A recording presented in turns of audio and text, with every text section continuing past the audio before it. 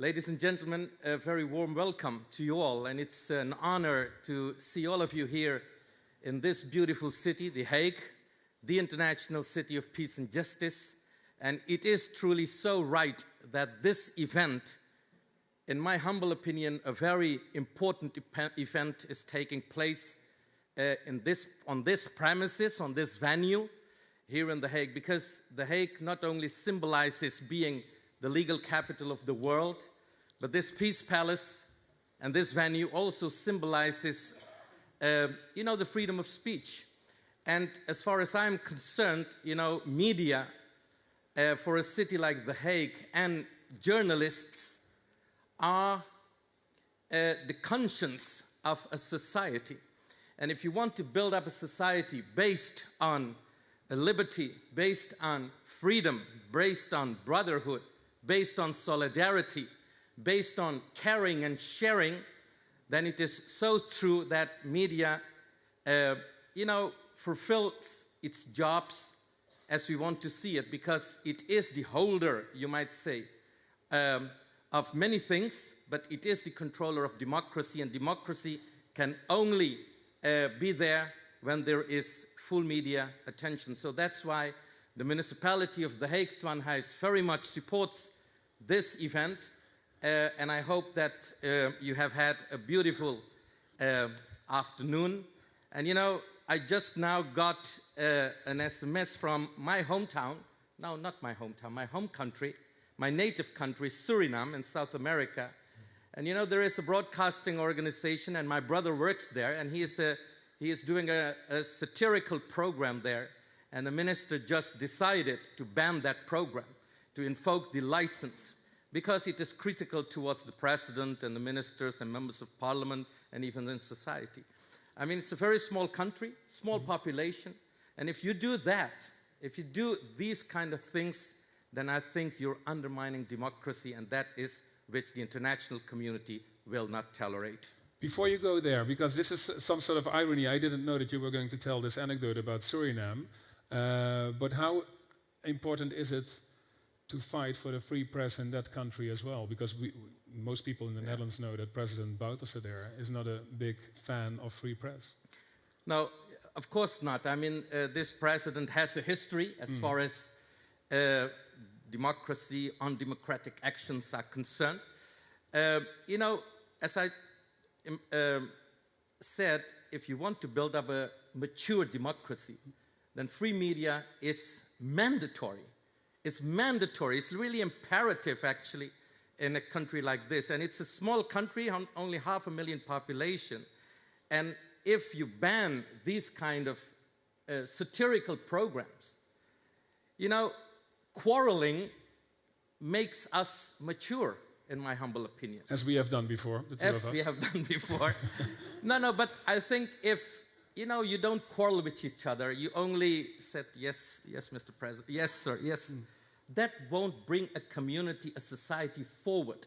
If you want to build up a world, the world of tomorrow, the country of tomorrow, even this city of tomorrow, that is an inclusive society. In that inclusiveness, media has a fundamental position, a fundamental right to control or to see whether the democracy functions or not. And if a minister in this cabinet in Suriname thinks that, banning a kind of satirical program will benefit democracy, no way. F this guy. Okay. Oh, that's very strong language for a politician. Thank you so much. Wacht even. We're going to build some tension here before we're going to announce this award, which you did actually already perfectly. I've never heard somebody say that in your position on stage. It's very good. What did I say? I don't remember. No, it's very good. No, but I'm very cross. But Twan, I am very cross. I mean, this is so wrong. This is fundamentally so wrong. And of course, it happens, in all kind. We talked about Philippines and all that. But in this very innocent society, a very small society, it is so wrong to do this. I mean, who is going to benefit of this? Nobody. Nobody will benefit. So it is really stupid. So I'm a little bit cross. I'm sorry for using that word, but I think you need strong language. Naturally, the organization wants me to ask, this is the second time that we meet each other on stage here for this great event. Should it stay here in The Hague or should it go to Amsterdam? What do you think? Amsterdam, where is Amsterdam? Listen, my dear sir, as I mentioned in the opening lines, you know, The Hague is the international city of peace and justice. As Boutros Boutros-Ghali, the former Secretary General of the United Nations, said, The Hague is truly the legal capital of the world. If President Obama comes here and says, you know, the NSSI, you know, the way we organized that, the NSS was flawless, he said. So this is the proper place, you know, to host this kind of events. You know, I'm not only the deputy mayor with the portfolio social affairs and employment and integration policy and sports, but also of media. And it would be an honor, ladies and gentlemen, also to host next year this event in this beautiful city. And I'm going to facilitate that, if it's possible. Now, so the short version of the answer is yes to the question I asked. Will you stay in The Hague? No, not yet. Not yet. Not yet. No, sorry, we're going to build more attention. First, there is a video about the Most Resilient Award, and then it's your turn. Here we go. Okay.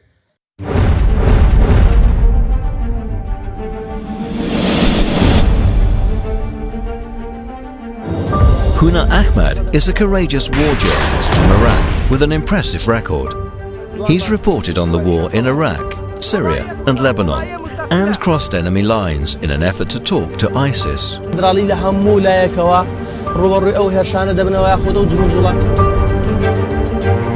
Ahmad reports from the battleground in war-torn Iraq. His stories on the Kurdish Rudaw network show the viewers what great sacrifices are made to establish stability in the country.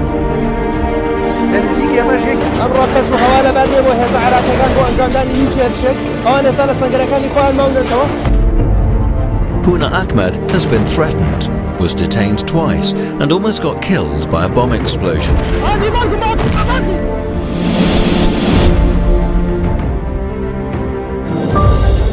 Mwabuka Mwenda, a television journalist from Zambia, is known for her relentless reporting on injustice and wrongdoings in her country. This has resulted in riots as the suspected cadres who have been benefiting from this illegal activity. She has gone undercover to investigate government corruption, illegal land grabs, and murders at a maximum security prison. As long as the story borders on the truth and the public interest, the public good, I will continue doing the story. Mwapa's reporting for movie television has triggered investigations, resignations, and hundreds of arrests.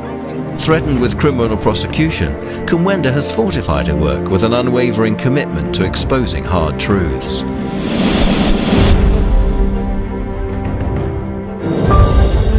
Joseph Politsuk is an investigative journalist from Venezuela, renowned for his tenacity to reveal corruption.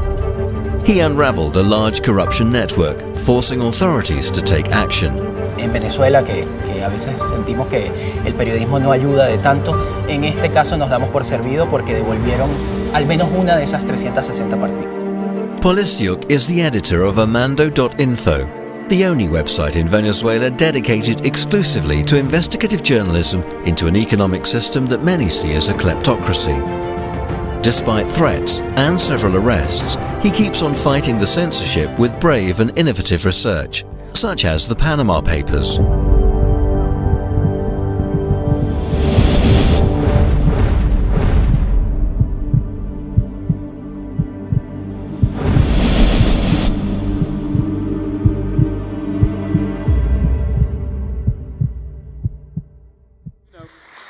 Wonderful nominees, and I would like to salute all three of them. Congratulations. But as the Highlander in the movie said, there can only be one.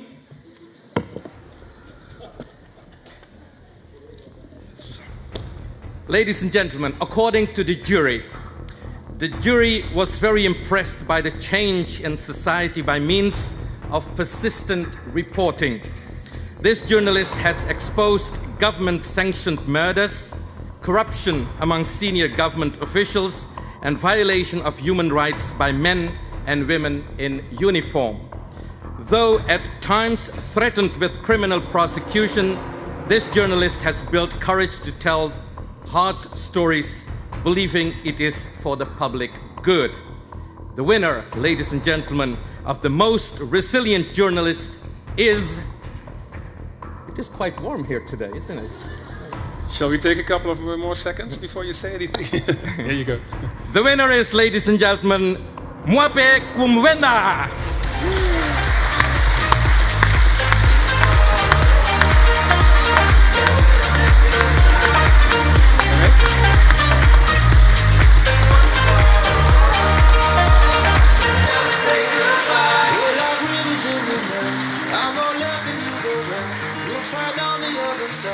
Congratulations. And of course, this is for your bed. Okay? Our heroine, ladies and gentlemen, Mwape. Congratulations. Thank you very much. Thank you. Can you tell us how difficult it is for you to work in your country? Yeah, I don't consider it very difficult to work because I believe that my work is bordered on nothing but the truth. I believe that I do not fabricate, I do not make up any stories. I believe that I merely report things as they have been said to me, as they have happened, and I don't really care about who is involved. And for me, what determines a news story is the public interest. So even if it involves a senior government official, even if it involves senior investigators, it doesn't matter. As long as the public deserves to know, my job is not about what I need to know, but what the public needs to know. Will you stay at it? Will you be going on as a journalist? Yes, I'll continue telling the stories as long as I remain a journalist. One more question. Have you got any explanation for the fact that in this very strong field of candidates today, it was all women who won all these awards today? Wow, I'm also surprised that we are all women, but it's time for the women to stand up, work hard.